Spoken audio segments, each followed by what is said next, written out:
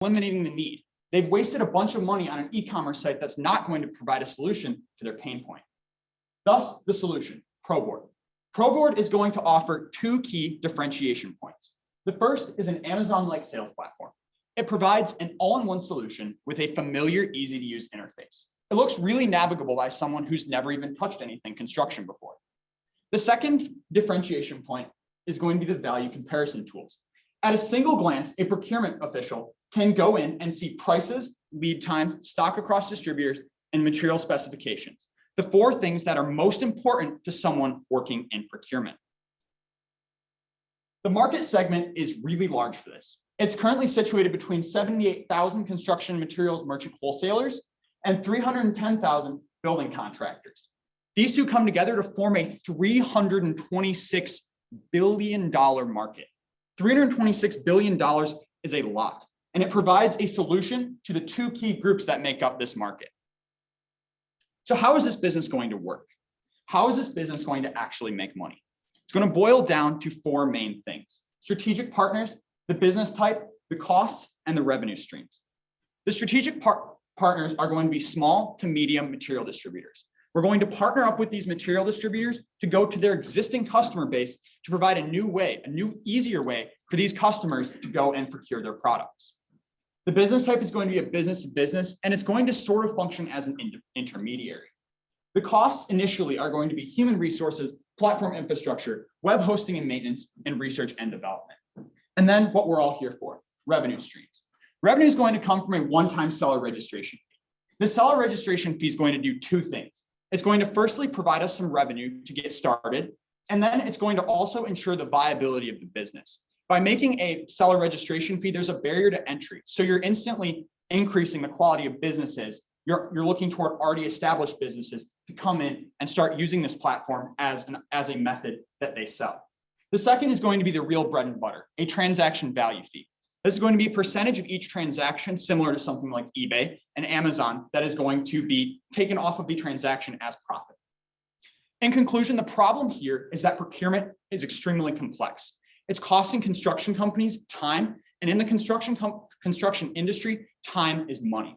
The solution here is ProBoard, an easy-to-use solution that provides procurement staff with the resources they need to effectively procure, making their construction jobs work. Thank you for this opportunity.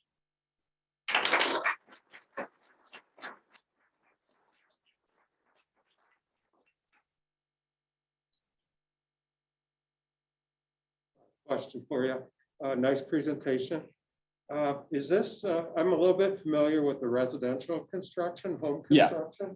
Is this more focused on commercial construction? So the initial adopters, the target idea for initial adopters is focused on like niche specialty contractors. I've experienced in teleconstruction. I'm looking at people who are looking at buying initially like smaller items like fittings, cable, stuff like that. However, it can definitely be scaled. You have to start somewhere. So it can definitely be scaled to be home, commercial, pretty much anything.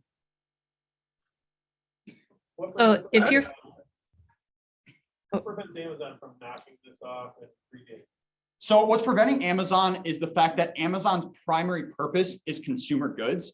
They have like an Amazon business, but it's not really for this type of thing. It's not for these specialty construction items. It's for main like general business items such as like paper towel, stuff like that your general business needs for like office stuff. They're not branching out into this because their main goal is items that like consumers use. And it's not necessarily like a business to business type platform. So they're not like positioned where they would need to be to do this. So how large is this one-time seller fee and the registration fee? What happens when you meet market saturation? How does your revenue stream flip here? So the one-time seller fee isn't like the primary source of revenue. The one-time seller fee is pretty much designed just to get people in the door and get us some money initially. And so I guess to answer your question, the idea is that the main source of revenue will come from this transaction value fee. Okay. Kind of building on that, my question, anytime you have a marketplace like this, there's the chicken and the egg problem, right? You're not going to want to, your distributors aren't going to want to join until you've got the supply and vice versa. And by introducing a registration fee, you're actually discouraging one side of the market from actually engaging. So how do you plan to solve that chicken and the egg problem? So the nominal registration fee is going to be pretty small in the whole grand scheme of things. A number hasn't been reached yet. However, the key thing here is to be able to persuade these companies that there is enough value in this process, that there's enough value that they can pass down to their consumers, that it's almost a real no-brainer for them to switch to this because they're already looking for a problem. They've already got Band-Aid half-done solutions. If we come in and say we have a solution that ends your problem and creates this customer value, that nominal registration fee, let's say it's $10,000. For a big multi-million-dollar construction company, that's not a lot when compared to the value. Have you thought at all about the inventory management piece? I know that's a huge problem with sellers that are selling on these type of sites. How do you expect the users hosing the material to manage their inventory here? So inventory management isn't really a part of the initial business plan. The initial business plan is really just a platform. You could definitely, as the business grows, grow into the idea of inventory management, but it's on the existing distributors who have that existing inventory management. This is merely just a platform. I can go back a slide for you to like see what this inventory is. And that's the managed inventory from like the distributor. And so you could definitely vertically integrate in the future to get to integrate inventory management, but that's not like the starting point. All right, thank you. Thank you. I'll say after everything that's happened, I think we can all empathize with supply chain issues. All right, next up, we have Nick Pearson with Nomad.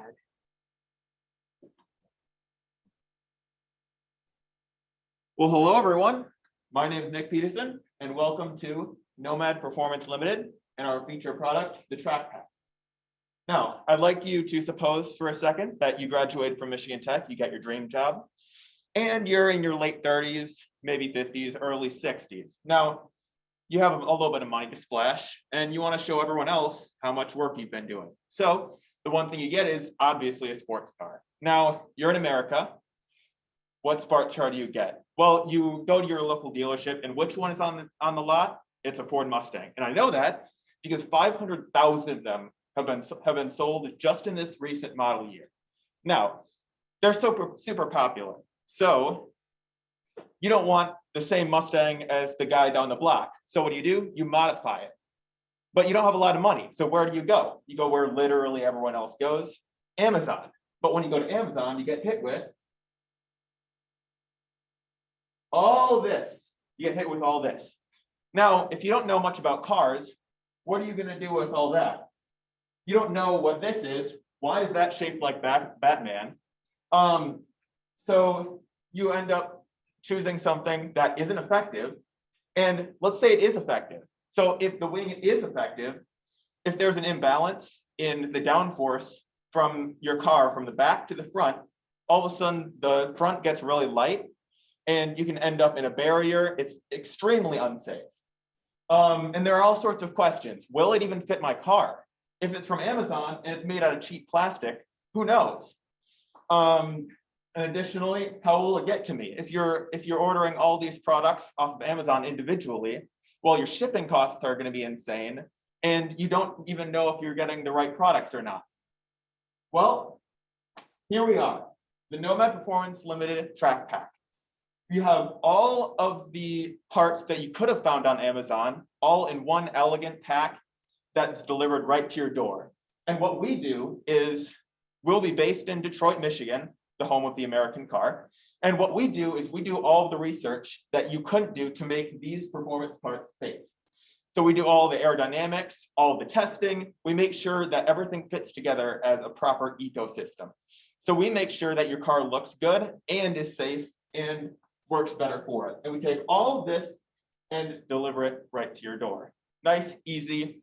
And we cut down on shipping costs because we're shipping everything in one package instead of the cardboard for one package, the cardboard for another package, cardboard for another package. So how are we going to make this work? So our research and development, how are we going to bring this into reality? We have our in-house aerodynamic and mechanical development. We collaborate with outsourced manufacturing companies such as Dexcraft. And on the consumer side, we have on-call customer support in case anyone has any questions. Shipping and fulfillment. So we take our online store orders orders, we give it to FedEx, they ship it directly to your door. And then some expenses. So obviously, we cut down on costs for consultants and everything because all of our research is done in-house. And we outsource our manufacturing to keep manufacturing costs low as well. And then how do we optimize profit? So we have low revenue streams from the initial purchase of the track pack. And then we have a stage 2 track pack, which is carbon fiber. Once you graduate from the initial, then we offer those parts individually as well as maintenance.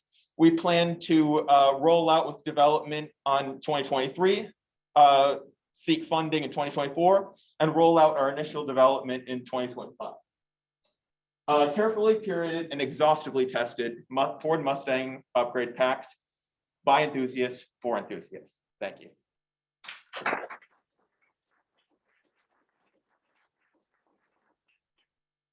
Revenue-wise, how big is this aftermarket? So just in 2020, on aftermarket performance parts, it was a $7.2 billion industry.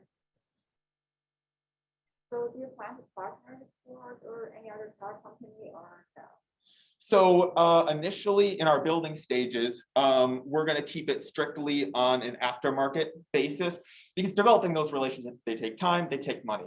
So we're going to make sure that we develop our base, not only in Ford Mustang parts, but we're going to expand onto different performance cars, different American cars, and then we can move into some of those more dedicated relationships where we actually consult with the car companies to make everything fit nicely. I didn't understand if you were actually going to design and manufacture the parts in the kit and then ship it to make sure it was safe and all this sort of thing, or if you're collecting all of the various parts that other folks have done and testing those to say these are the 7 that are safe for your vehicle. Are you making the parts or collecting and testing? So what we're doing is we're doing all of the development, all the engineering, and that's one of the things that Amazon doesn't have. Is you're taking 1,000 different parts from 1,000 different manufacturers and trying to scrunch them all into one car. Yeah. And that makes engineering deficiencies with aerodynamic balance, everything. So basically, we're outsourcing manufactured to other companies. Okay. But what we're doing is we're making sure we do the engineering legwork on our end to make sure that it all works in one neat and elegant package. Combination together will work. Yes. That's your value there. Yes. Got it. How will people find you, right? I think that's, Amazon has an enormous advantage, and that's where everybody will go, right? How do you think about building your brand such that you can actually reach a scaled distribution to make those low profit margin offerings work? Yeah, so one advantage that we have over Amazon is that I personally know quite a few tuning shops, and the tuning shops for performance parts have big social media presences. So what we're going to do is we're going to offer someone, it's called the Local Legends program. So basically what we do is we have people fill out an application for heavily discounted parts. And we select the applications we want to select to make sure that our products get out there. They get a full body kit, everything they wanted for a very discounted price. We get the exposure out into the wild and people ask, hey, that looks really cool. We want one of that. And that's how we're going to get our exposure out there. And that's what Amazon doesn't have.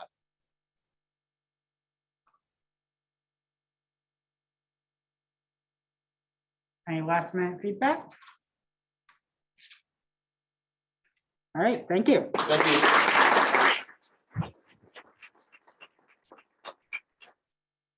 I gotta say, as someone that loved cars growing up, this one sounded so cool back then. All right, next up, we have Jessica Lyons with option for sustainable shoppers.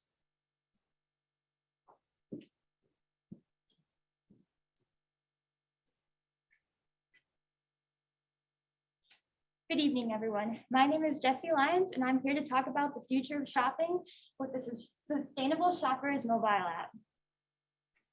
So I recently conducted a Google survey here at Michigan Tech to determine kind of the current situation of purchasing decisions and how those are made.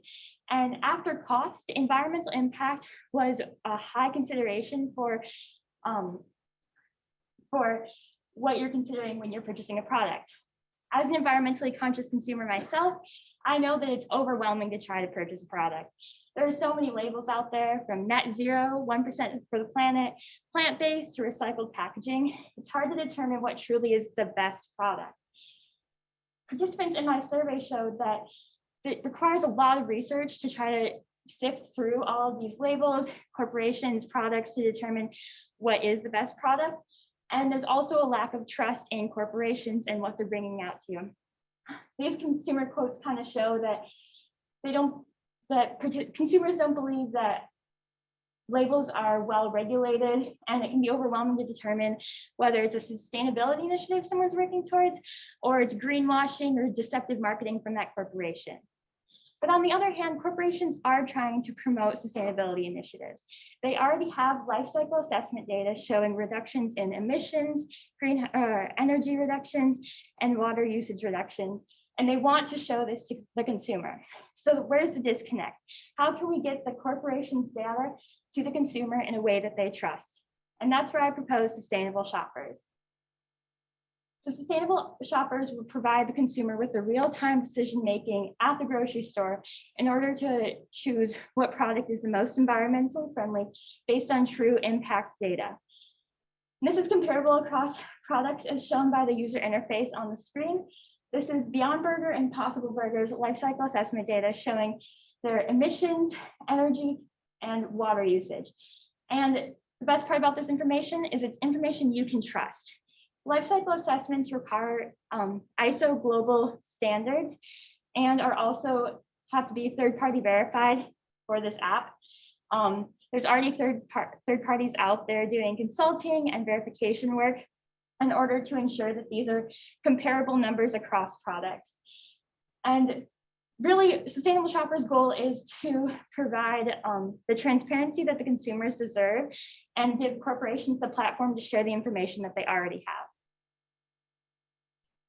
Currently, Sustainable Shoppers is recruiting software developers to bring this application to life. And then we hope to connect with those third-party verification services, such as Carbon Trust and Qantas Limited.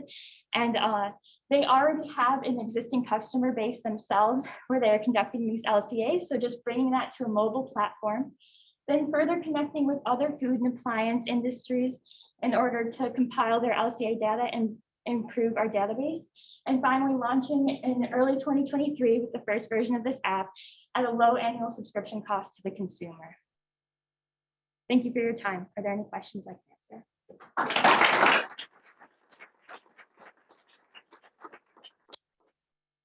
So how can you make your customers trust in this app? Sure. So I think what's really key is that the information isn't just coming from the corporation itself, but LCAs are being conducted by third-party consulting services such as Carbon Trust and Qantas Limited. And these services can conduct the LCAs or just verify what's happening, as well as there are global standards for how LCAs are conducted. So these are just true numbers that you can compare across different products. I definitely think there's a need. I just do a lot of research in this area, and the data validation is the hard part. So I guess, one, how are you going to build trust with the end consumers? And then two, how are you going to get the data from some of these emerging brands as they're coming out? Sure. So building trust, I think if there's more information out there about life cycle assessment, and just as I kind of showed in, oh, sorry about that. In the user interface here, there will be sources that the consumer can delve into more the true life cycle assessment report in order to understand where this data is coming from and how much you can trust it. I'm sorry, what was the second part of your question? How are you going to get the data from some of the emerging brands? Sure. I think that first partnering with the consulting firms would be beneficial in order to build the business that way. And then once other corporations see the kind of data that's out there about their competitors' products, they're going to kind of want to come to us and be able to share their information as well. So is your target market more food choices or clothing or houseware? And then what percent of goods do you really think you can get this data for? I really think focusing with food and food appliances at first, because there's already a lot of LCA data out there in these markets, is going to help us. And then I do want to grow to as many products as possible eventually. And I think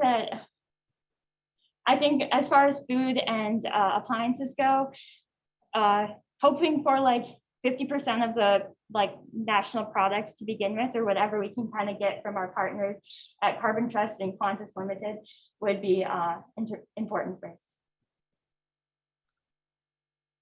How will the consumer know that this exists? I think that's probably one of the biggest problems, right? I mean, there's millions of apps in the App Store. How do they know to seek this out and then pull out the app every time they're grocery shopping and scan every single item?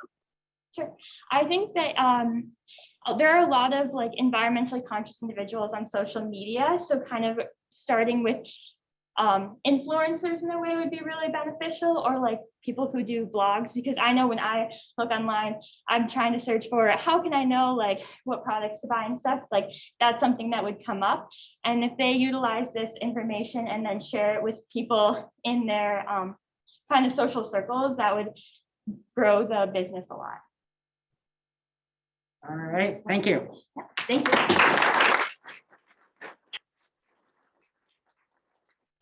One that's gotten really interested in sustainability. Understanding this is really difficult.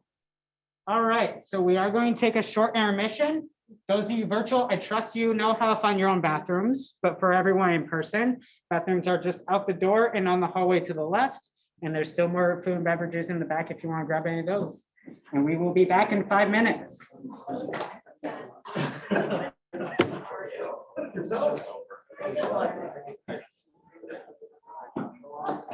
Yeah.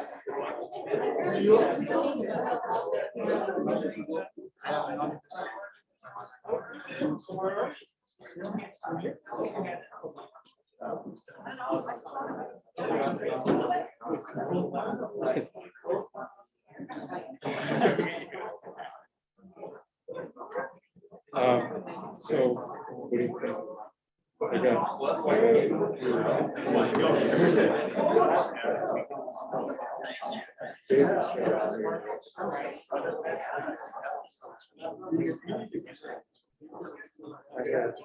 I really like.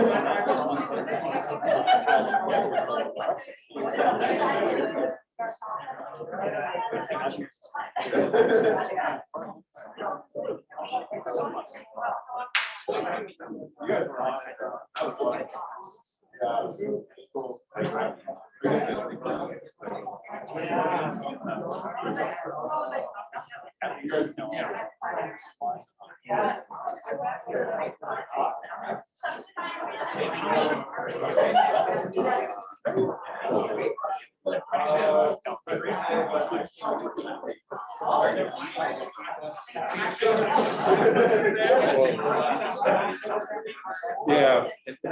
Somebody who actually-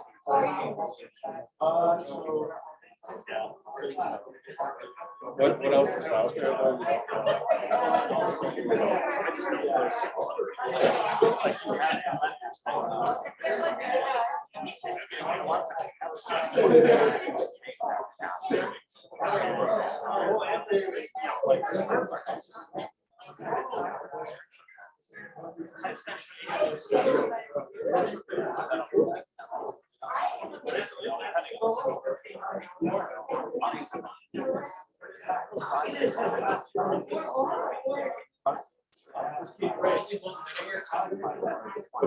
They're already.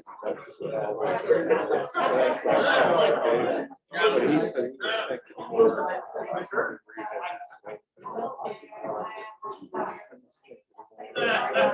Specialty products. So that would be. But that's okay. That's great. You probably agree with that. You gotta get them.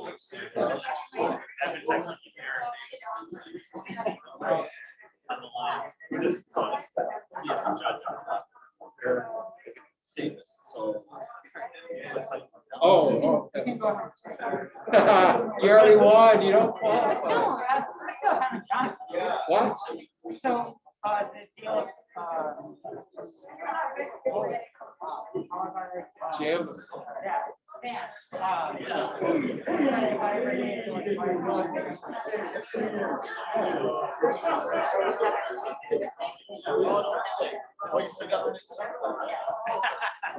I have not forgotten. It expires tomorrow.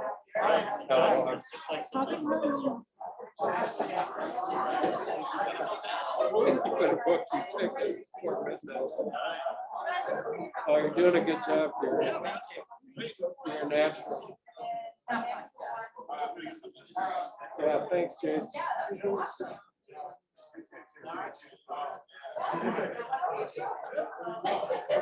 All right, we're gonna go ahead and start getting back to it. As I mentioned, we have a lot more presentations to get through, and we've got another hour. So everyone can return to their seats.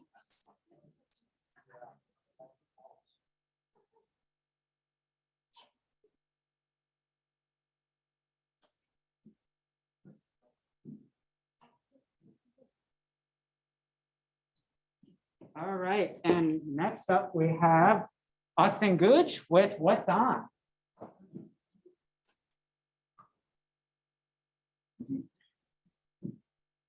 Hi, so I'm Austin Googe. I'm a fifth-year mechanical engineering major, and I grew up here in Houghton, Michigan, and my idea is called What's On. So you get home, you've been working all day, you've been, at school, and you just want to sit down, you want to relax, and you want to turn on the TV and find something to watch. When you turn on your TV, you're presented with over 50 available streaming services, each one with new content coming out every day and decades of back catalogs of products. This can make you feel lost. You don't even know where to start looking, overwhelmed by the vast amount of content already out there and continuing to come out, and just end up being bored. You could be spending up to 20 minutes, according to a study on Netflix, looking for something to watch. You might just end up not watching anything or wasting your time. So where does that leave you? Leaves you with our solution. It's called What's On. What's On is an app that utilizes an innovative AI that takes what you watch and what you like and recommends content that it thinks you like. The goal of this is to reduce your browsing time by up to 80%. So like I mentioned before, roughly around 20 minutes spent searching, this will hopefully reduce this. Now you may be wondering, how is this different from what these individual streaming services already do? Well, this is looking to combine information, cast a wider net. So take, for example, Netflix. Netflix tracks what you watch and then recommends content from their individual surface that they think you'll like. The goal for this is to track all the content that you watch over all the streaming services that you own and recommend it based off of that. So the probability of what you like being recommended is much higher. This will also allow you to discover new content that you didn't even know was out there to begin with, and be able to share the information that you find and the content you love with your family and friends. So what's the opportunity with this? The opportunity first with our customers. We're looking to target an age range of 18 to 29 and individuals that have access to more than one streaming service. According to Forbes, the average American subscribes to 3.4 services alone. And according to Pew Research, this age group of 18 to 29 already are using streaming services more than any other platform to consume content. In terms of our revenue streams, we have 3 basic revenue streams. Like many apps, a lot of them are free and they have ads. So that's one of our basic entry points for our customers, an easy way to enter our product and gain value from it. If they don't like those ads, they want to get rid of those pesky ads, they can pay a small subscription fee to get rid of them and to add more features in terms of statistical analysis of what they're watching. The third is our data transfer to companies. So companies want to know what people are watching. Often they only have, their market research that they do internally or based off the platform that they have. So they really want to know is what are people liking from other services and be able to tailor their content to the widest range of audience possible. So to, wrap things up, we are looking to relieve that frustration. We want to make it as easy as possible and as quick as possible to identify what you want to watch. We want to reduce that search time by up to 80% by casting a wide net to make sure that all of the available data is there for you. This will in turn allow you to discover new shows and movies that you didn't even know were out there before and create communities around the content that you like. Thank you, and I'll take any questions. The revenue model. Already getting the data. So the goal is to actually link this with your accounts. So say you find a new show that you want to watch. You'll actually be able to go directly to Netflix and it'll take you right there. So there's a two-way street that hopefully will be happening to where whatever you watch on Netflix also gets tracked in the app. And that's across all your devices. Yes. And how does it work for the user? For example, if you have access to Netflix and HBO Max, does it give you a different recommendation from the situation that you have access to Netflix, HBO Max, or Hulu? So you'll be able to actually choose. So if you only want to look at the content that you have available, say you only own Netflix and you only own Hulu, you only want recommendations from that. Or if you're, don't want to be restricted to that, you can actually change the filter to branch out to other streaming services that maybe you don't want to buy yet, and you just want to see what's out there. And maybe you'll find that new favorite show that's like, oh, this is perfect for me, and it'll incentivize you to buy that service. So I've got a question. You've got an Apple TV remote here on your screen. I've got Apple TV and an app on my phone from Apple, and it does basically this, right? Pulls Netflix, Hulu, Showtime, HBO, their own exclusive content, and it uses their proprietary machine learning to drive those recommendations. So what's your plan for beating Apple and Netflix at machine learning and content kind of curation? Yeah, so it's not going to really reinvent the wheel. It's more of, this is going to be not just restricted to Apple. This is going to be available on all devices and be able to be integrated with all the stream services. So yeah, just not really gonna try to reinvent the wheel, just try to be something, you know, that users will go to this app before they go to their services. As this is the path, the road basically for them to take to the content that they want to watch. Oh, sorry, go ahead. Oh, I got excited about it. It's a good idea. I like the revenue model. I guess it's kind of like Plaid for streaming services, right? So at some point this makes a lot of sense, but how do you really incentivize? Because you need Apple's permission to get their data. You need Netflix's permission to get their data. So why would they do that? Yeah, so really, like I kind of mentioned with the situation where you may only have one or two streaming services and you want to look at that data, it's to reach a wider audience. So you will hopefully be able to reach those subscribers that maybe are just on HBO Max, but they open up their search range to then have access and be able to see recommendations from your service. So it's really just another way for these companies to reach people that aren't already subscribed to them.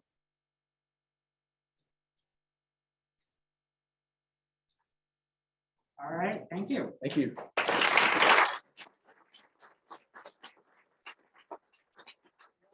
I'm one of those people, I get home, I spend about 3 hours browsing for something, I fall asleep without watching anything, so I might benefit from this.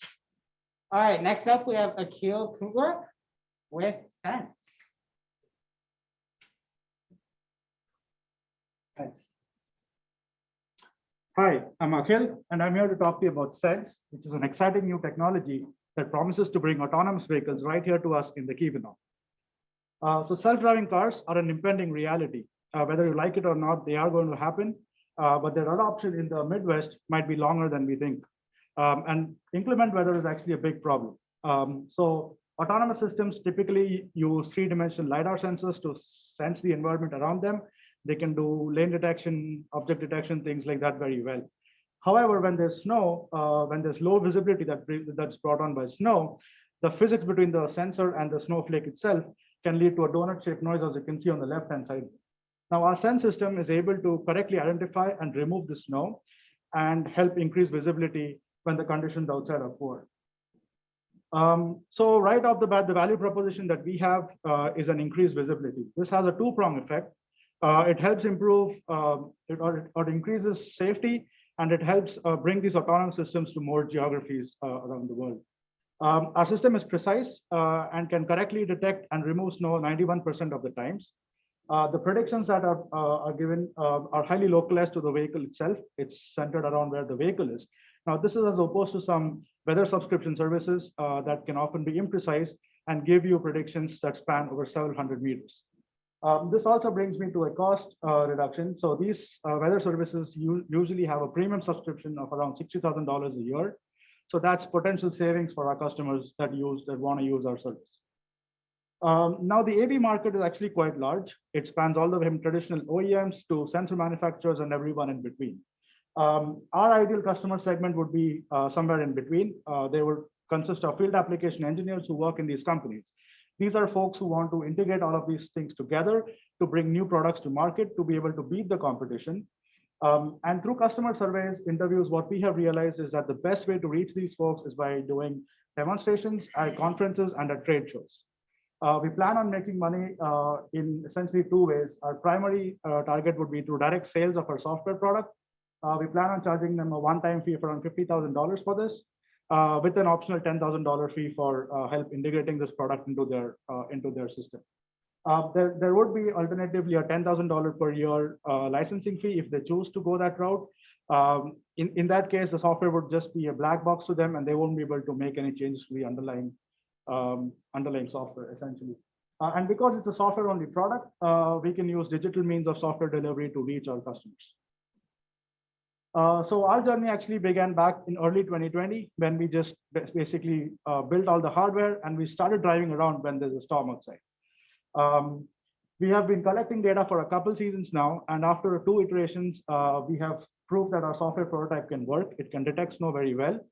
And also, we released a portion of our data set, which we aptly call WADS, which is short for Winter Adverse Driving Data Set. I'm happy to say that in less than a year, we have over 45,000 downloads of our data. And it's actually one of the most downloaded open source projects in Michigan Tech till date. We have also been part of the NSF I-Core program. And through customer discoveries, we are well on our way to form some strategic partnerships beginning in 22. And we anticipate sales to begin as early as next year. Thank you for giving me the opportunity. And please feel free to reach out to me if you have any questions.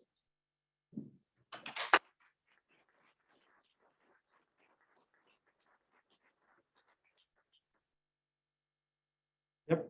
On your revenue model, I understand it, but what I don't understand is how will it fund updates to the software in future development? Because there's no ongoing cash flow from every sale. Right. So at this point, we really have one product that's doing a task. If there are iterations that come up, we can certainly work something out with the companies themselves. But as I mentioned,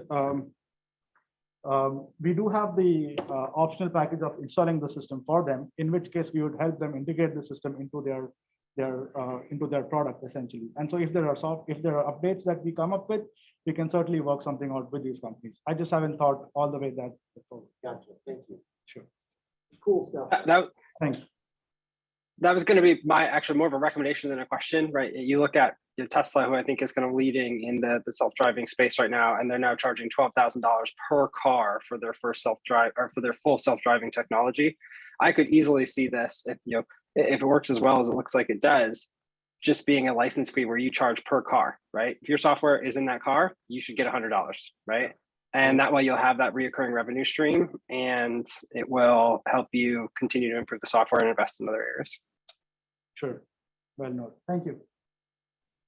And just to build on that, it does kind of sound to me even just like a package. I agree. It's a great idea and a great product. Maybe it's like 4-wheel drive, where you don't necessarily need it everywhere. So good job.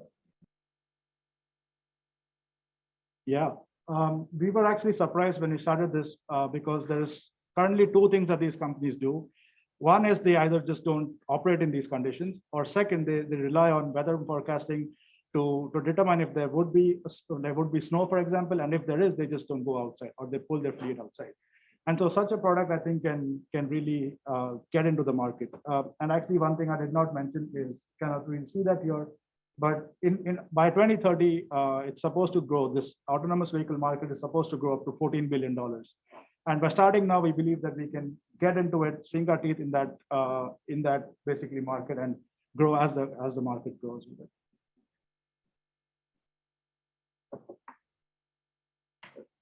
Any last minute feedback from our online judges? All right, thank you. Thank you.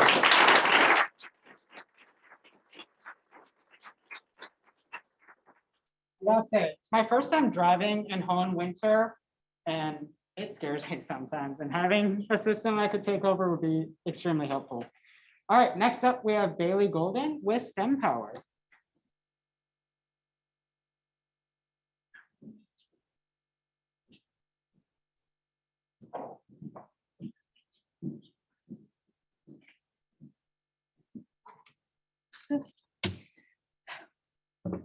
Hello, my name is Bailey Golden, and today I'm here to present STEM Power. STEM Power is an educational, environmentally friendly toy line that is made from recyclable plastics, that is made for and marketed towards girls that are 5 to 13 plus. The problem in the market today is that there is an overwhelming lack of STEM toys being made with girls in mind and marketed towards our girls. If you were to open your phone right now and get on Amazon, and you were to search STEM for boys and STEM for girls, there would be a palpable scarcity in the results that you would get from the girls. Furthermore, the toys that are being marketed towards girls are much less intellectually involved. They lack in diversity of skill level, and they also lack in reusability and play. The problem with this is that the span of gratification that the girls are getting from completing the STEM activity is condensed, meaning that they are having a more negative perception of the STEM activity on first-time use. This is an example from our local Houghton Walmart. Sorry, it's cut out a little bit here, but what we're seeing on the girls' side is we're really seeing novelty packaged and marketed as STEM. And then the activities that are included in the package are single use. So why is this important? Numerous studies have shown that this is having a negative effect on the gender gap that we are seeing in STEM. And it is having a negative gap of how girls are introduced and led to perceive STEM. So the evidence is clear. In order to get more women in the boardroom, we need to start in the playroom. STEM Power offers a creative solution because we are going to utilize extensive voice of customer work. We're going to create an intimate bond with our brand by doing things like design competitions and actually utilizing the results that we get from those competitions in our R&D stage 1. We're also going to allow access to consumer voting.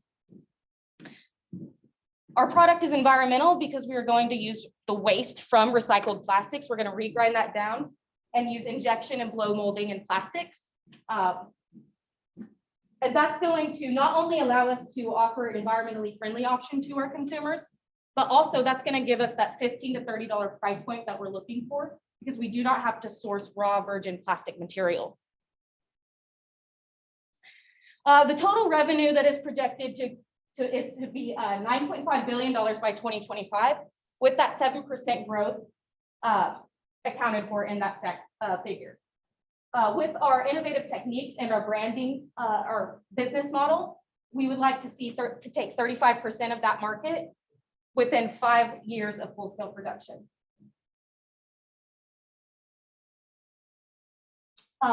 And if you can't remember all of that, that's okay, because I'm having a hard time right now because I'm nervous. But just remember that we are lean, we're green, and we fulfill our customer needs. So finally, I want to take you through the milestones to get us from point A to point B. We're going to utilize an R&D stage gate process. We're going to start with research and development, which is our foundation. We're going to do our voice of customer work research here. Then we're going to go into mock-up testing and some revisions. We're going to go into initial production, which is where we're going to ensure that we are giving the customer the quality that we promised in the beginning. And then we're going to go into full-scale production. STEM Power is unique because we are solving our consumer issue in numerous ways. We are making a commitment to make a positive social and environmental impact in our community and for our customer base. I'm asking you to believe that STEM Power is the future, because they are our future. Thank you for your time.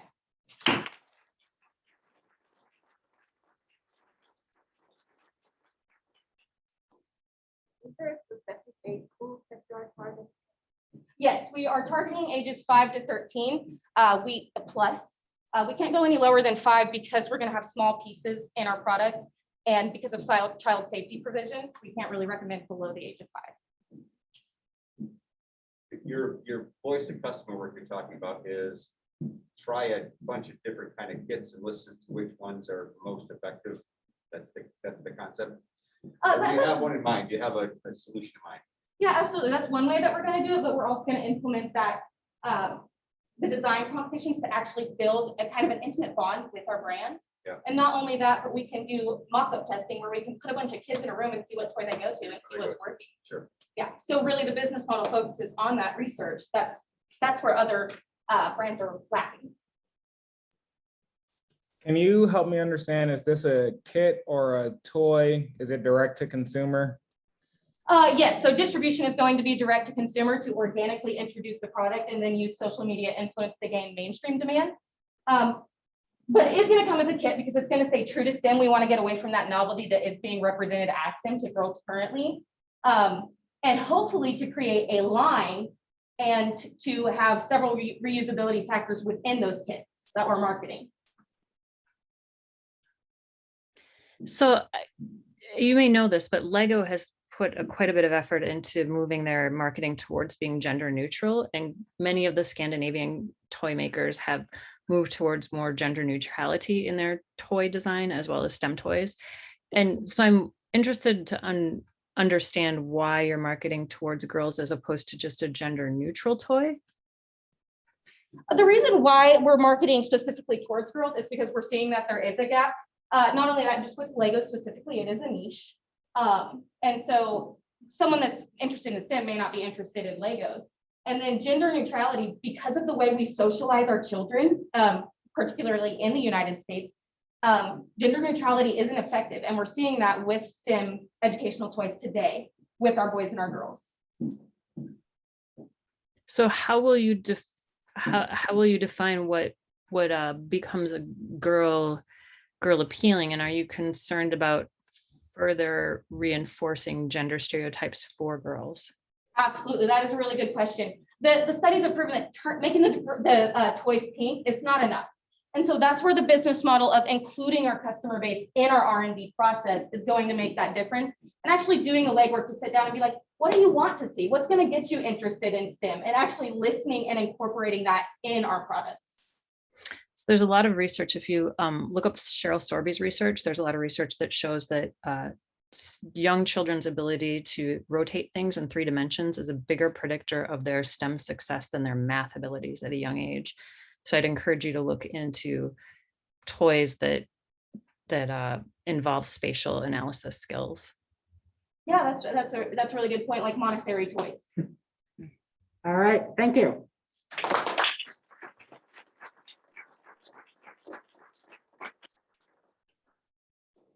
Guys, it's really interesting how little we value all these diverse users when we design products, and that's super important to reconsider. All right, next up, we have Ben Hudson with a new way to educate. Awesome. I'm going right. I'll figure it out. Okay, hi. Right off the bat, I don't have a cool business name yet, so I'm going to start you guys off with my mission statement. Okay, bringing 3-dimensional education into a multi-dimensional world. I'm sure you guys all hear this at least 3 times a week, but the digital landscape is changing. I mean, the gas station that's closest to my house is now accepting Bitcoin. Mark Zuckerberg is currently turning Facebook into the Matrix. And just on Monday, I learned about NFTs in my finance class. So, I mean, these changes are coming incredibly fast. And you guys have definitely heard it tonight. I'm actually like really excited to see the examples by other people, but virtual and augmented reality is shifting the way that we perceive technology from 2 into 3 dimensions. And these changes are creating a ridiculous demand for 3-dimensional assets and expertise. But when it comes down to this new generation of students being expected to acquire those skills, it looks like many just don't. Oh yeah, awesome. Okay, just like with most things, a lack of exposure early on can be detrimental in the long run. I was one of the last generations of students that actually had a shop class in high school. And in terms of CAD, that wasn't even a possibility. And even at Tech, I found out that we as a university, we offer a single class in computer assisted design. And even then there's 2 prereqs in the engineering department, so I could not attend. Had it not been by some freak coincidence that my robotics team had a vacancy on the design team at the exact moment that Onshape became free to students, I don't think I would have been exposed to CAD at all. And being able to transform my ideas into both digital and physical assets has had a tremendous impact on the kind of person I am today. And I'm not alone. There we go. All right. I asked several students from a variety of different backgrounds how CAD and 3D prototyping had helped them to solve problems. And this is the kind of stuff they said. Theoretical space is a psychology major, and they said that 3D models are the only way that they're able to keep designs in their head, and they use these models to populate their digital storefront. However, is a chemistry major, and he uses CAD to 3D print the unique parts required for his hydroponics experiments that he could not have bought otherwise. Alona Golding is still in high school, but the cosplays and costumes that she competes with on a regular basis would be absolutely impossible to design without 3D models. Reindeer is pursuing a degree in geological engineering, and he frequently uses CAD and to describe parts and concepts that are otherwise too complicated for words. And of these students, only one has actually been privileged with an actual CAD education, but all are deserving of the skills necessary to bring their ideas to life. All right.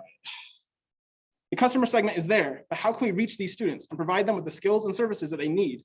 High school and university students alike need a platform catered to them. I hope I'm not losing points by telling you this, but I'm still using Onshape as of today, just because of an experience I had with them that really affected me. Because back in high school, I tried to 3D print my Snapchat handle for fun, but I could never actually get it working. But just last year, somebody found that broken model online, fixed it up themselves, and then used it to send me a friend request. We were then able to share our stories and expertise. And even now, I just want to share that experience with others through a platform that connects users through their projects. Building these connections and strengthening that community is the only way that we can prepare this new generation for the changing digital landscape. All right. So what is my value proposition? Wait a minute. That's right, man. Okay. What is my value proposition? Students will be able to develop multidimensional skills by subscribing to our platform to build both their toolbox and portfolio on their own time. I asked myself, what if CAD and practical prototyping skills were accessible? By developing an application to connect students with resources, users will be able to subscribe to a whole nexus of different ways to both hone and apply their multidimensional skill set. With these skills more accessible to users that are outside of the typical STEM and engineering vocations, a whole new world of 3D assets and practices can be developed for our own modern digital cyberspace. The question is no longer, should we offer these classes and skills to all students? The real question is how. And that's what I got.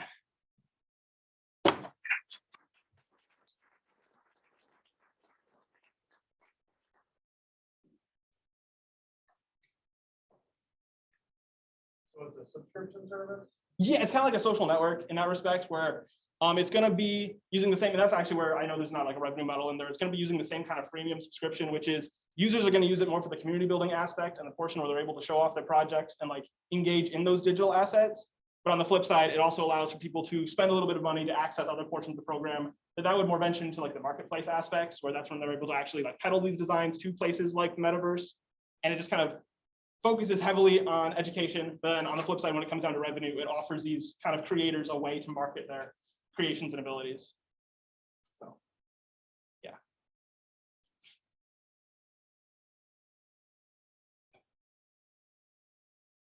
Could you talk a little bit about how you're going to get users on? I like the solution. I'm just curious, like, how are you actually going to get the makers on? How are you going to get them connected with the metaverse? Like, I'm connecting the dots. I see the need, but can you talk a bit more about the implementation?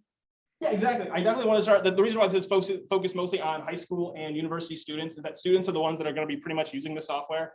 And where I'm trying to, if I like advertise in terms of like a high school basis, I know First Robotics is my own personal experience. When I say Onshape, that's because Onshape happened to be a First Robotics sponsor for exactly like 1 year before they gave up. And that's where a lot of high schoolers came together and said, wow, you know, CAD is something I want to work on. We want to build these 3D models. Where can we get that expertise? And a lot of times it comes from high school experiences and like robotics teams on that, you know, respect. And that's where the sponsorship kind of comes from.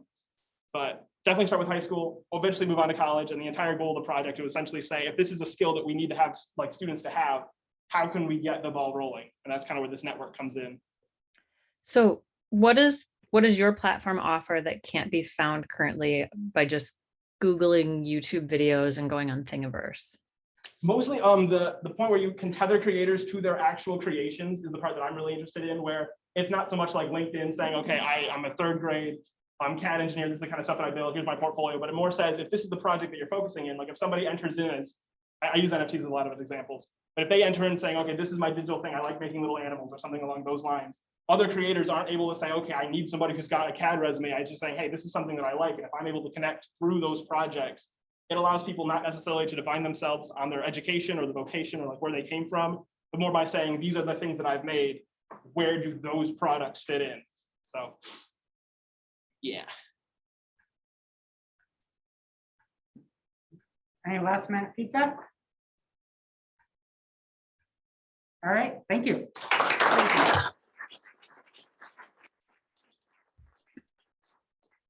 I was so touched by the fact that that person sent you a friend request after fixing your handle. All right, next up we have Nahil Salik with M Market.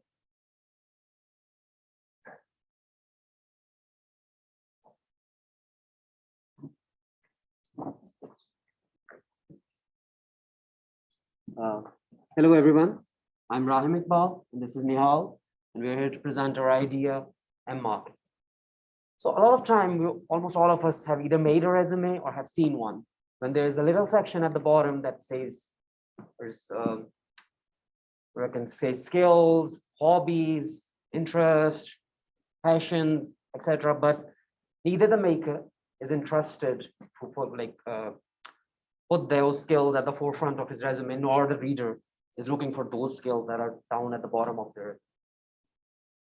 So sometimes the person actually is very good at those little hobbies that he's been doing for so long that can be a professional, but he doesn't have the credentials, he doesn't have the time because he's working in a mainline profession, and he do not want to go and compete with someone for his hobbies and make money off them. So what we want to do here, we see this thing as a problem. We think that someone who's a very good painter, for example, as part-time painter or maybe as a hobby, he can paint very well, but he doesn't have a platform to sell those paintings without facing professional competition.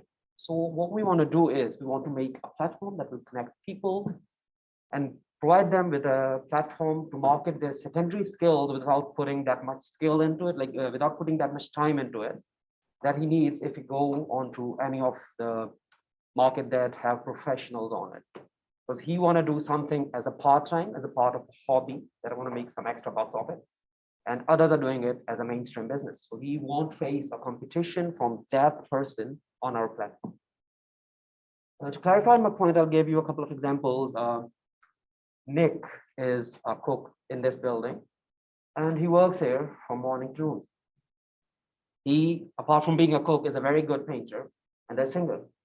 And he's been doing it. He sold some of his paintings to family and friends. He's been singing at local museum, but it doesn't have the reach to reach out to the market, to reach out to the people that are actually looking for economical paintings. They're looking for an economical option to have a singer sing at their event or something like that.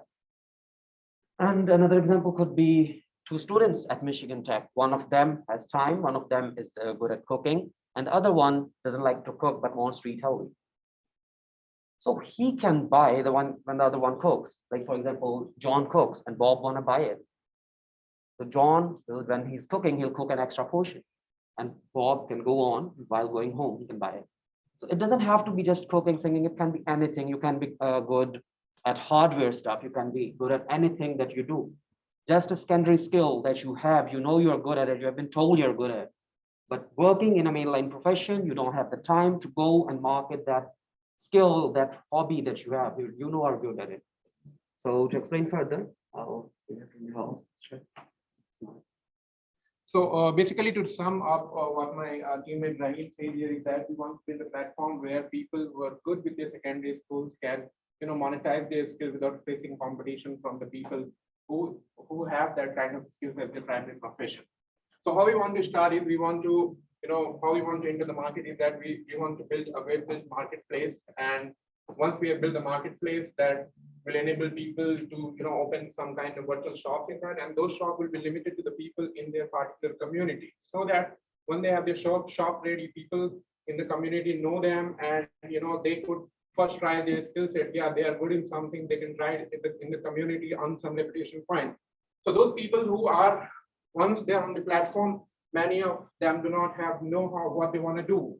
So for such people, we want to help them build a portfolio in their shop. Like for example, if someone is a painter, we'll help them build an online gallery on our platform. So we will basically, try to present them professionally in the world. So once people who are on our platform, they have sold some products in their locality, in their local reach on our platform. So we'll research a new market for them and try to, increase their market reach. So that's where it comes to the exit to market expansion. So our next thing is like economical skill, where we want to try to onboard informal businesses.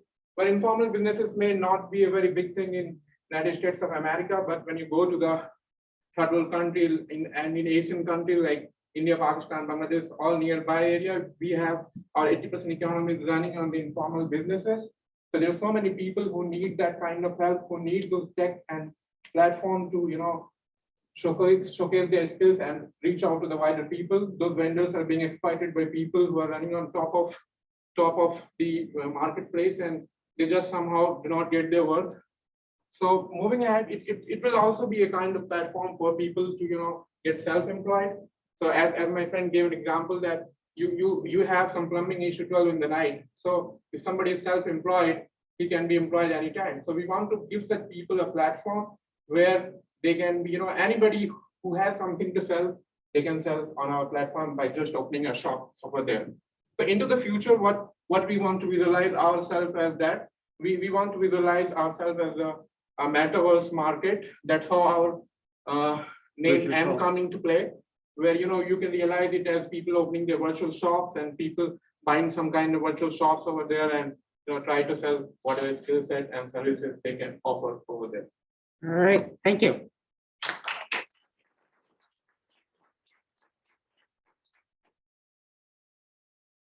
So what type of businesses do you want to focus on? How do you want to differentiate yourself from those who are really top talent and are professionals in those areas. So basically, what we want to do is like, for people who are already professional, they have a particular professional rate. So, some painters over there, they charge like $200, $500 for their painting. But there might be some painters in a locality or local places who are stuck in the circle of life and they're doing something else for their profession, but they do make some good painting. So what we'll do is that on our platform, obviously those who are established painter, they won't come and register on our platform. But on our platform, people like Nick, who can come and register that, hey, I'm a painter and this is my portfolio, you want some new painting for your home. So just, try to take out some samples. So once people like Nick, they have that kind of reputation in their locality by, say, sold 200 painting, Nick sold 200 paintings. So we will research new market for Nick. We'll have a brand portfolio to go to expand more, maybe, increase his sale to the new places. So basically Nick is not competing with the people. He do not have a particular rate that he's charging $500 for his painting at that point of time, but he's just, telling his community that, okay, I am here, I sell painting, and you want to try it, have a look. If you like it, buy it. So we're not limiting on any particular skills. There could be like people, artisans. Let's say you cook just one good dish, which you have been like, I was brought up in a large family. I like 7 siblings. So I've been helping my mother right from the beginning. So I cook one very good Indian dish, that is butter chicken. And there was this event here by ISA where, like they forecasted certain people visiting there. And what happened was all the American students from the Watford Hall, they went there and they bought all the butter chicken over there. So I didn't knew that. Oh, sorry. Yeah, I didn't knew that they were good in that. So I want people that kind of platform to sell. Thank you. Thank you. We have Josh Moore with a new innovation on medical devices.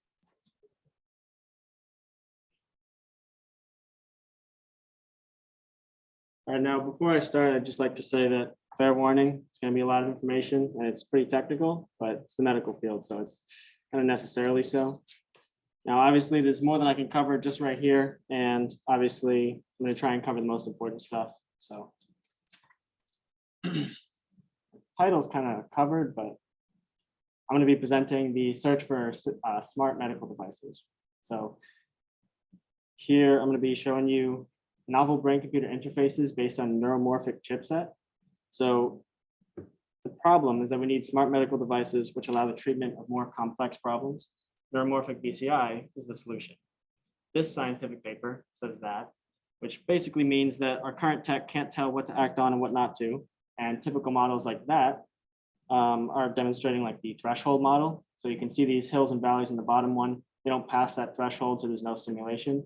On the top one, they do pass it, so there is stimulation, but you can obviously see the problems with that, where the bottom one just isn't detected at all. So this data loss is just accepted and it limits capability. Neuromorphic chips can learn patterns and adjust accordingly. So that right there is a neuromorphic chip. It's called the Lyons chip from Intel.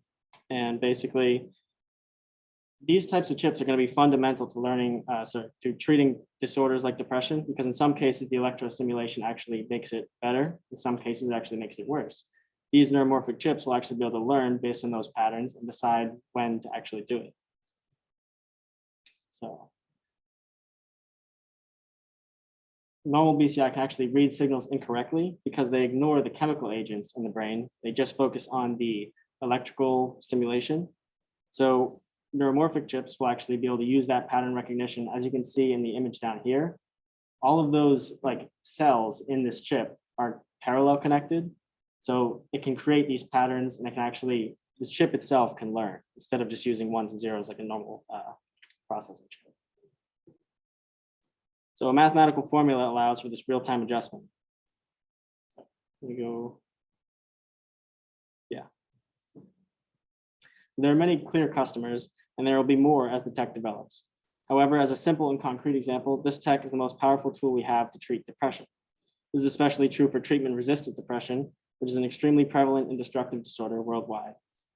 For many, therapy and medication aren't enough and can introduce problematic side effects, such as the ones listed. Neuromorphic BCI provides a unique solution, which can be applied without many of the restrictions that affect current treatments, especially drug restrictions. Customers have no problem actually getting it. While it's necessarily invasive and requires surgery, it's already actually been streamlined. Pictured as a robotic neurosurgeon that uses AI to do the job, it's about as easy as LASIK. Therapy and self-help strategies can, oh, sorry. Must have messed that up. Lastly, the business model. So the ease and likelihood have greatly improved, as mentioned with the infrastructure. Revenue comes from the first treatment of depression, firstly, treatment of depression, and then more, like these listed, in the future. Development, so spiking chips exist, surgery solutions exist, they've just not been attempted together. Obviously, safety testing is required. So time to implementation, that includes clinical trials, but those can be accelerated with demonstrated need. There's a huge market size and opportunity due to its capabilities from depression to stroke rehabilitation, nerve damage, ALS even. Major issue I consider in delivering the product is regulatory or clinical testing. This is just part of the process. Every medical device has to go through it. And in terms of qualifications, experience, expertise, recruitment, etc., this is firstly a lifelong passion of mine. I have attempted and completed previous neuroscience projects like an EEG-controlled pneumatic exoskeleton arm while in high school. That basically just means the arm's controlled by the flexion of your muscles. And I'm also studying biomedical engineering now to get more experience in the field. And obviously, considering the complexity of anything in the medical field, no one person can have all the experience and expertise necessary. So this project will require recruiting in multiple disciplines, including manufacturing, software, and neuroscience, digital processing, signal processing. All right, that's time. All right, feedback from the judges. Just barely got through.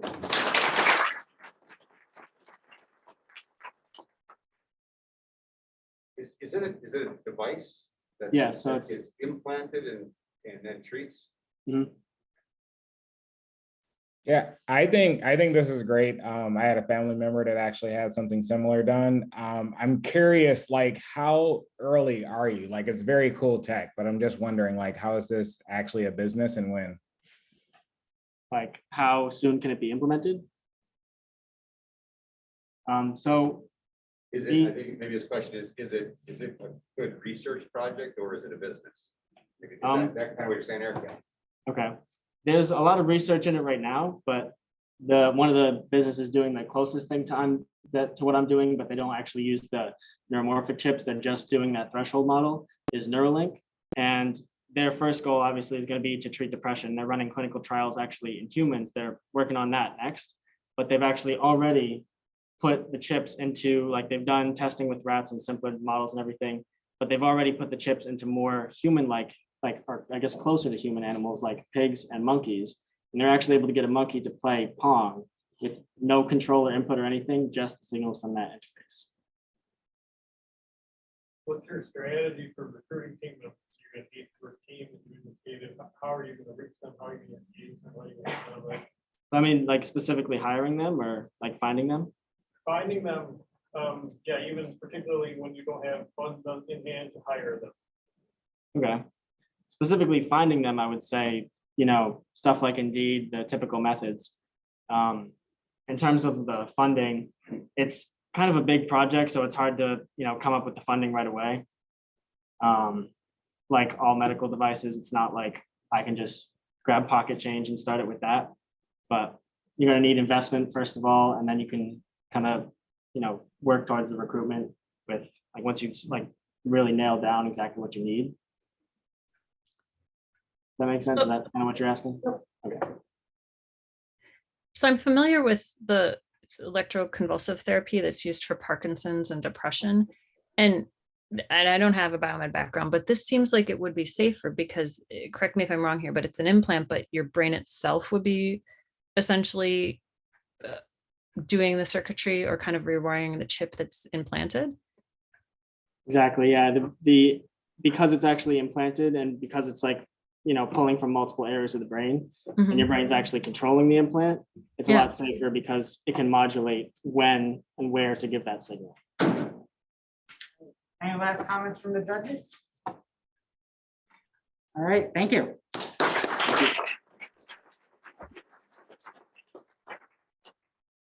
All right, and next up we have Rourke Sylvan with yet another healthcare revolution.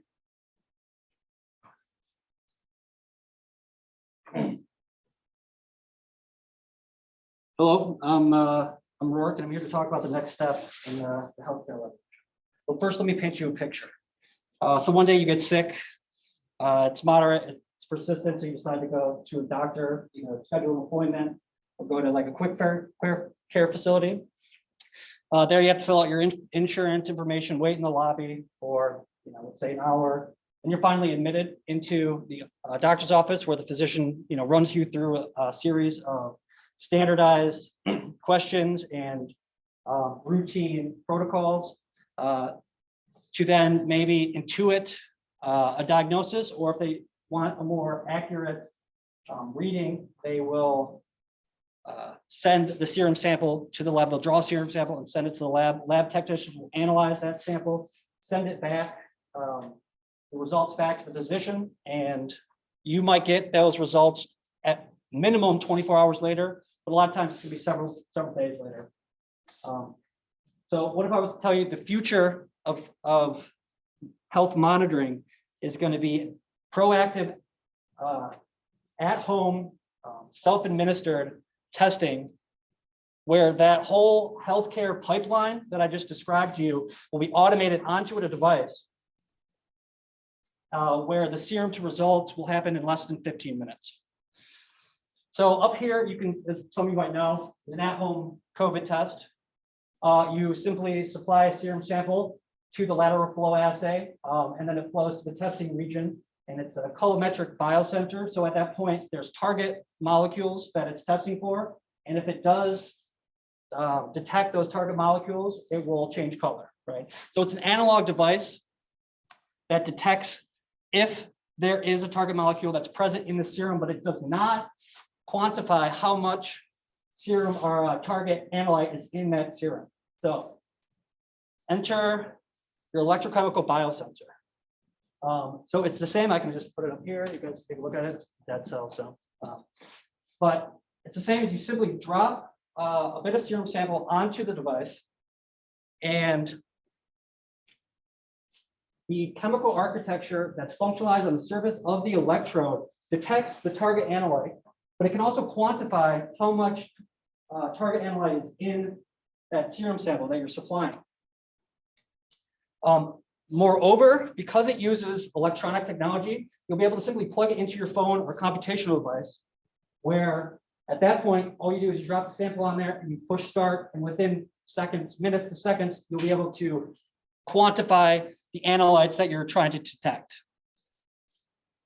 So big picture, but we have to focus small here. So the first prototype for this development is going to be T4 sensing, which is a small molecule that's derived from the thyroid. It's used as a molecular metric to test for hypo and hyperthyroidism.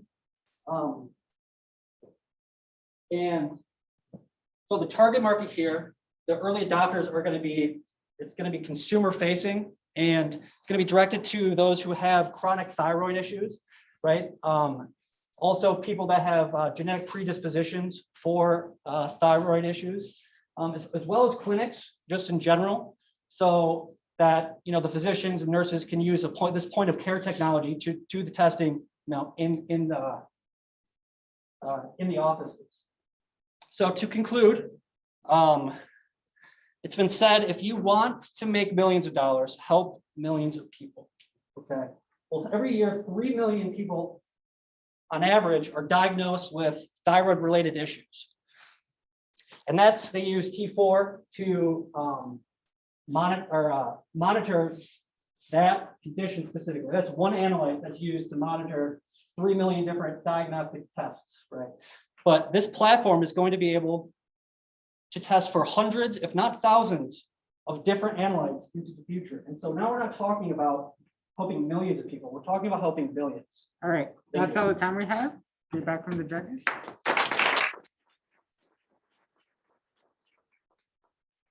Just to be clear, start of the presentation said diagnosis, but this is actually monitoring the diagnosed illness. Yeah, so from my understanding, especially with hypothyroid, hyperthyroid, it's a chronic issue where you have to monitor that molecular metric, right? And so the only way to do that right now is, in lab testing. So there's not at home real-time testing for thyroid, right? That molecular metric. And so it being actually also the second most tested molecular metric, second to glucose, right? Which is glucose monitoring is a billion-dollar industry right now. And so I wanted to direct the prototype towards thyroid detection, right, and monitoring in general. But eventually down the line, this is going to be more of a monitoring device also for infectious diseases, where you can purchase sensors that are disposable and cheap, right, and store them, in your cupboards or whatever for later use them, dispose them.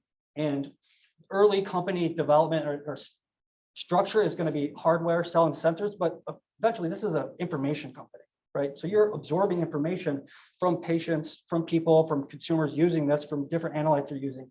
And, and now you have that data to understand, that process and that development company can be, developed later. But the first is the sensor development, and then it becomes an information company.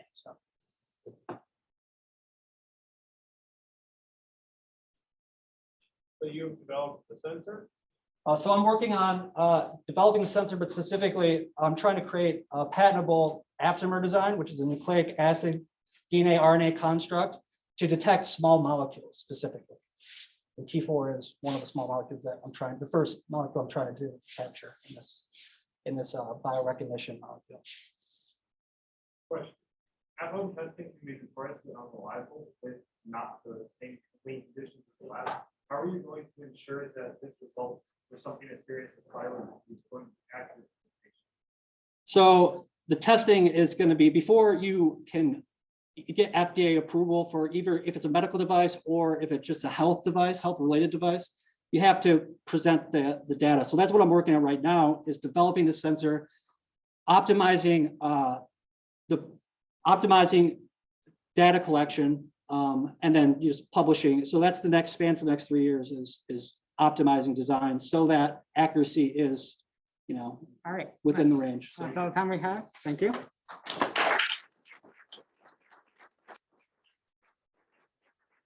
All right, and next up we have Arman Tatar with Mass Timber.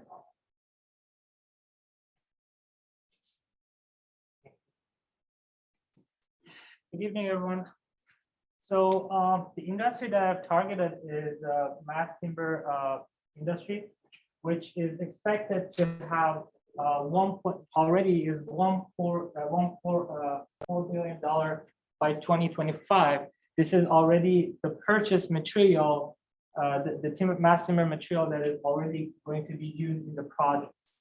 Why mass timber is getting popular compared to 20 years ago when it was initially introduced is because the greenhouse gas production through these mass timber products is 1/3 of the concrete structures and half of the steel structures. And we know that we are all going to move towards more sustainable products. And the other side of these mass timber elements are they 25% faster to construct compared to the concrete buildings. There are 90% less traffic on the construction site, meaning that all the materials will be prefabricated and delivered to the construction site. And because they're all prefabricated, you just need fewer workers on the site to basically assemble those parts. So 75% fewer workers on the site. Now, why I have targeted this, if you look at the figure for the US on the left, you will see the projects that are already in construction or in the design process in the United States.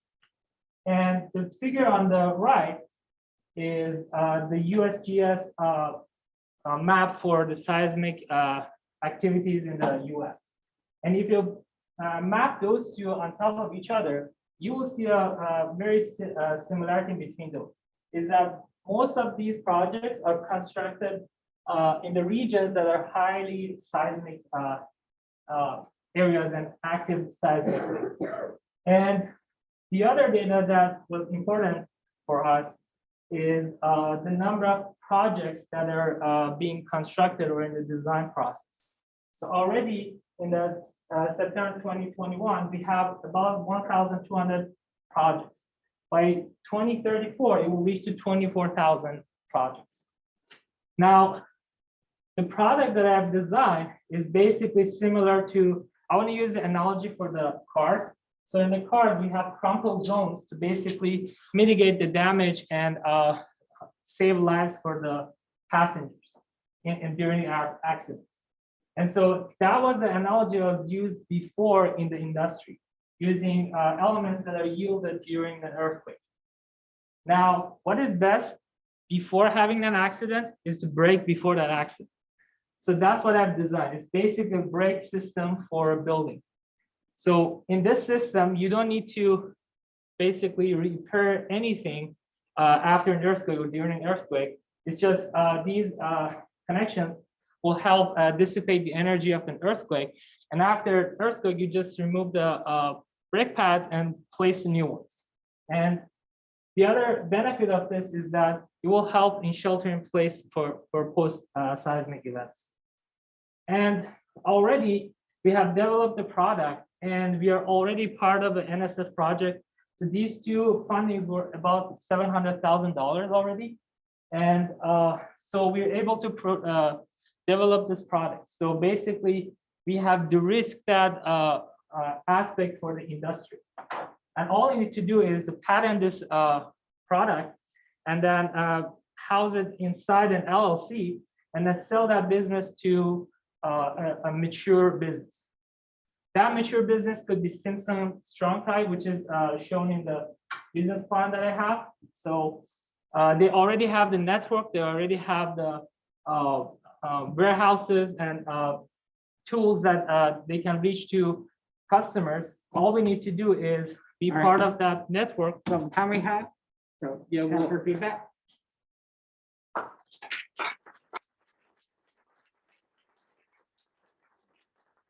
Question for you, Armand. Do you have any intellectual property on this? And part two, have you talked to any of the CLT manufacturers? Yeah, so we are also part of the I-Corps program for the NSF, and we already filed a provisional patent for this through Michigan Tech. So that's why the key partner is the Michigan Tech. And so we have also talked to different industries. So for the NSF project that is going to be done this year for a full-scale 10-story building on a shake table on a real scenario, and we will install our damper on that building and test it in real life earthquake for the full scale. And so we are already working with Simpson Strong-Tie, which is a very big company in the timber industry, as well as other partners that I haven't talked about here. But yeah, we have talked about all those people, and they already like the idea. Thank you.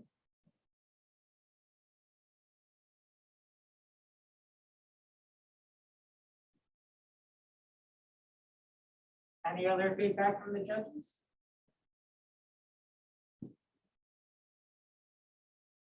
All right, thank you.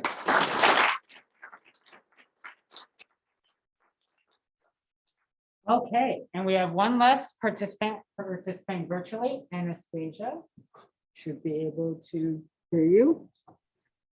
Hi, is it working? Yeah, we can hear you. Okay, perfect. Hello, thank you all for your time tonight. My name is Anastasia Mata, and I'm here to talk to you about the Green People Initiative. Next. 38.3 million people face food insecurity every year in the US. On any given night, there's over 500,000 people without a place to sleep. And every year, 80 billion pounds of food go to waste. These are three of the most pressing issues of our time that will only continue to get worse in the future. The current solutions that exist right now are nothing more than Band-Aids. Food programs such as WIC and food stamps are temporary, offer limited support, and prioritize calories over health. Shelters are temporary, overfilled, lack resources, and dehumanizing to those with no other options. And food waste mitigation is non-existent, rather left to individuals who can make little dent in the problem. Next.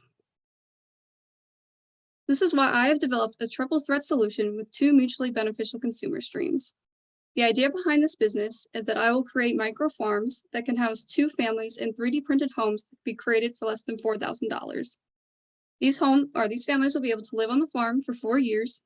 The first 2 years are spent learning from the prior family that lives in the other house, And the next 2 years are spent educating the next family and the community on sustainable agriculture. As they live and work on the farms, they'll be able to receive food, shelter, skills to carry on to their next career, and a percentage of the profits. In return, they end up giving local, fresh produce to the community to give healthful food to the local food banks and also generate revenue. That revenue can be reinvested into our organization, new families, and new communities. This brings me to my value propositions. The first value proposition is that those facing housing insecurity will be able to have the resources they need when moving to micro farms and giving up their time and energy to the community. The second value proposition is that community members will have access to local healthful food, making a positive impact while they support the initiative by buying micro farm products. Next. As with anything, there's pros and cons. Strengths include our triple bottom line approach, making sure we're making a positive societal and environmental impact while protecting our stakeholder interests through revenue streams. As well as this offers a shortened supply chain, which is critical during the time of COVID-19 and preventing food waste. By shortening that supply chain, you let less food go bad before it reaches stores and markets. As well as is very adaptable. As technology and agriculture continues to improve, so too can our farms. Current weaknesses include high startup costs, having to get those farms up and running, and creating connections with the communities in order to get that produce to market. Opportunities right now include scalability. Whether we have 1 or 100 farms, this company can be as large as it needs to be. It's also very mobile. Anytime there's a place of land that can be used, we can have a pop-up farm. And never is there a better time than now with the local food movement to try and start this company. Current threats include industrial farming and the status quo. Many people have been used to doing farming a certain way and they want to stick with that, as well as weather variability due to climate change. However, if you look at this, strengths and opportunities outweigh the weaknesses and threats. So let's grow a healthier community together. Thanks. Next.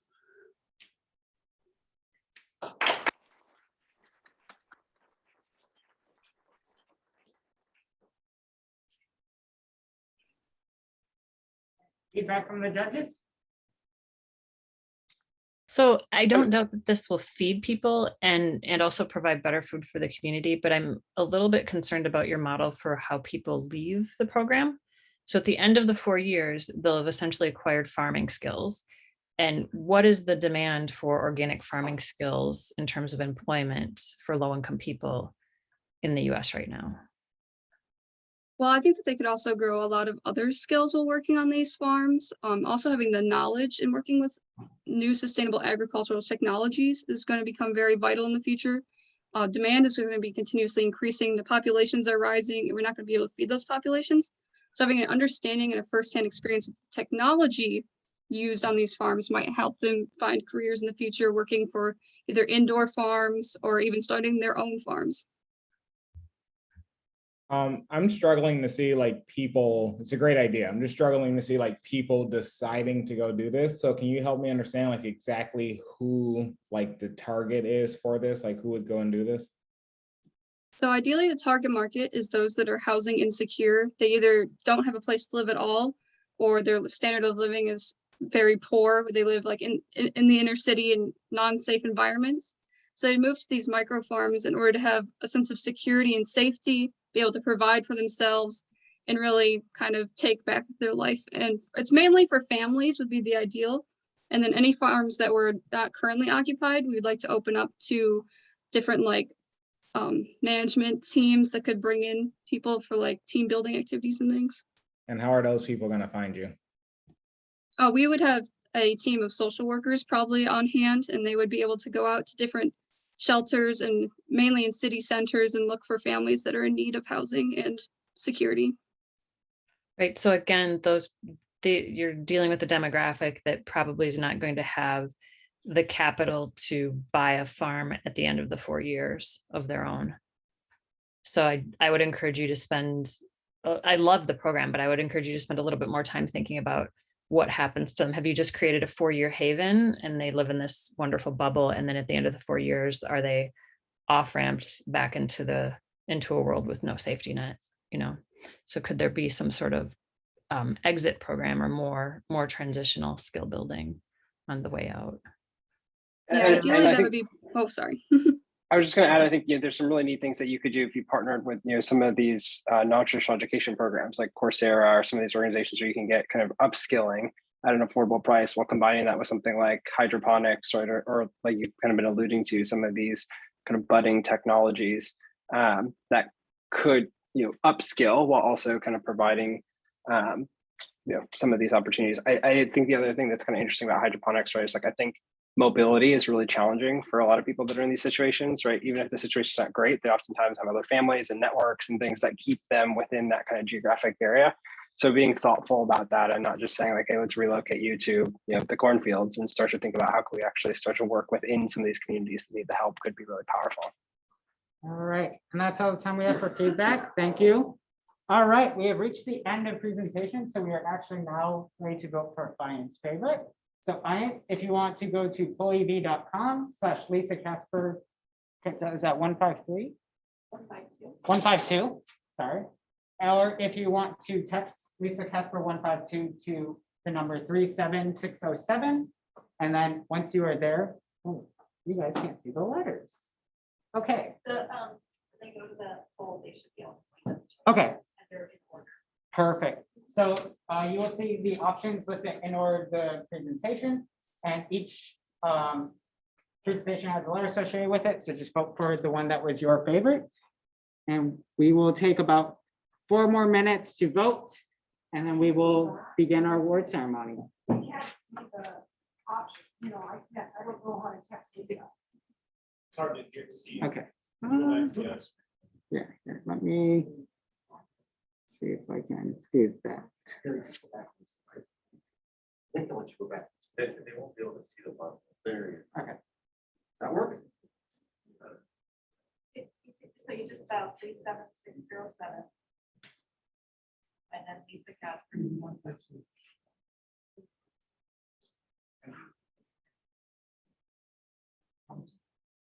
Yes. Yes. Oh, okay.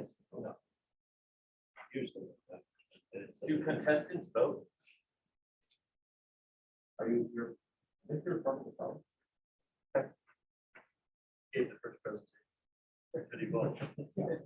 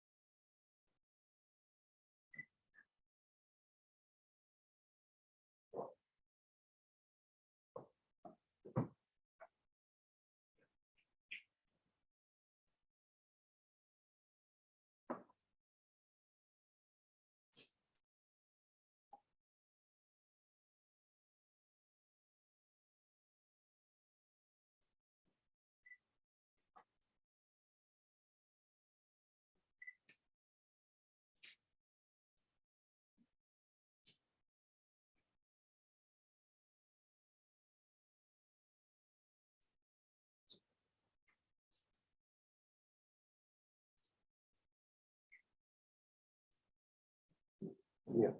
Yeah.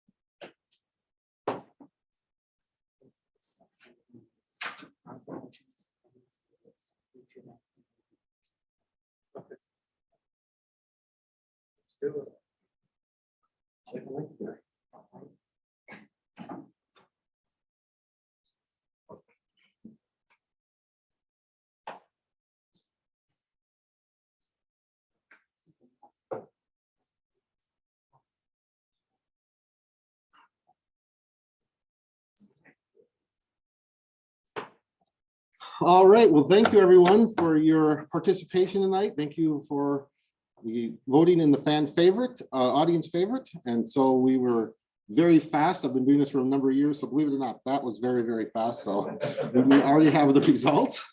So without further ado, the winner of the audience favorite is Maggie and Ellie Zimmerman.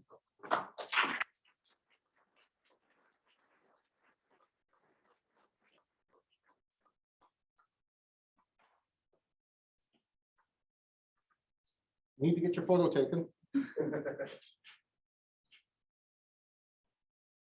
Thank you. Thank you. Congratulations.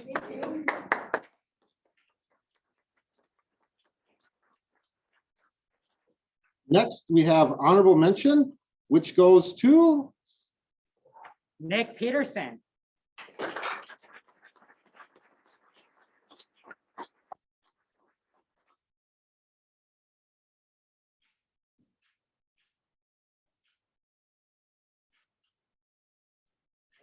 Thank you. I should mention again, the sponsors are on the slide here. So Dan, thank you. And now we finally get to the top three. In third place, the winner is Jacob Christensen.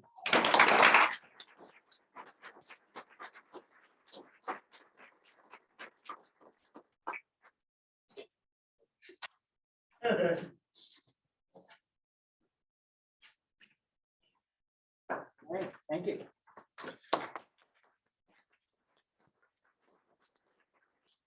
Again, we want to recognize Rick and Joe Berquist for sponsoring these awards. Second place goes to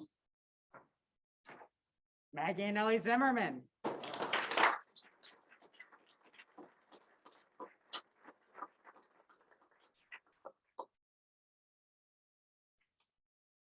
Nope.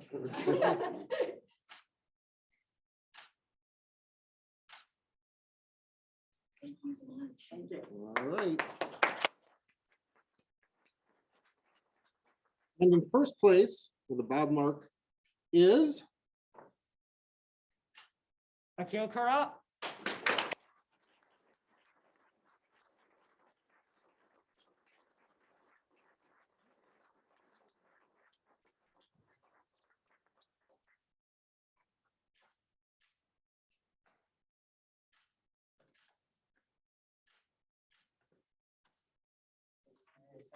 all right.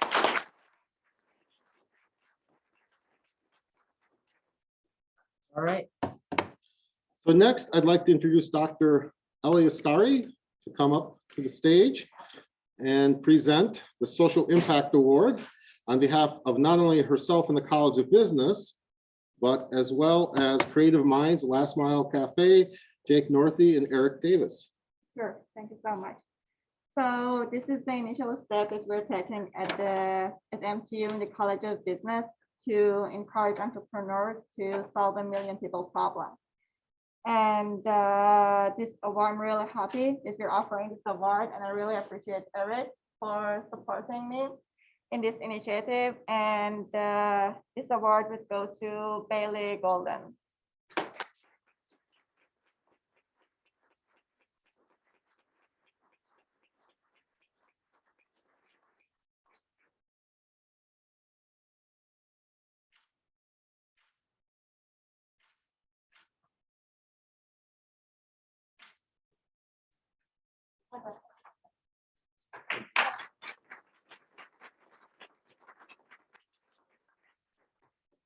Next, we have the Breakout Innovation Award, sponsored by the Michigan Economic Development Corporation and the Smart Zone. We want to bring up Patrick Visser.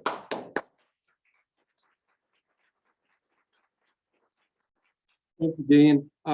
Congratulations to all the presenters. Fantastic job. On behalf of Michigan Economic Development Corporation and MTech Smart Zone, the winner of the Breakout Technology Innovation Award is Sense, Anil Karat.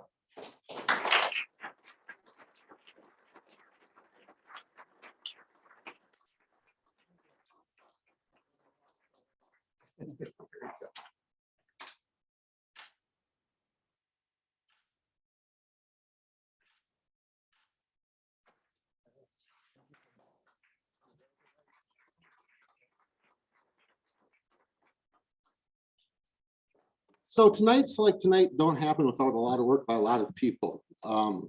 Prepping before the event, during the event, after the event, and that matches the amount of work that you as students have put into your presentation. So at great risk of missing people, so I apologize if I miss anybody, I want to make sure I acknowledge several people here in the audience as well that are a major part of this event. Husky Innovate is a collaboration between the College of Business and the Paddles Honors College, and Jean Kemp is the Dean of the Paddles Honors College, and she's here in the back, as well as Jim Baker, who's on our judge here. So thank you, Jean and Jim, for your leadership with Husky Innovate. There are a few other people in the room that I'd like to acknowledge. David Rowe and Jason Mack with the Smart Zone. So thank you again for the Smart Zone's participation and support of the Bob Mark. Jay Meldrum is also here.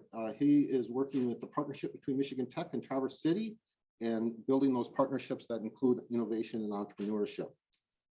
So I also would like to acknowledge several other people, Alok and June for taking photos, Elijah and Luke for helping us with our sound, Laura assisting us with the computing and all of the presentation and digital displaying. I would like to thank our judges again, one more time, both those here and online. And let me just check before I go. I know that one last one. Before I get to that one last one, I just want to make sure I didn't miss anybody else. I did. The gentleman standing to my left, I want to thank Gary one more time for his emceeing this. And that leaves one last person, and that's Lisa Casper. So thank you very much, Lisa.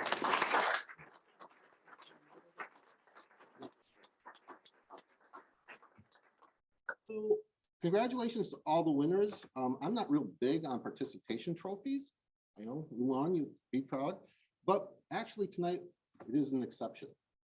The president, as well as the Office for Alumni Engagement, has secured the President's Skybox for the hockey game tomorrow night.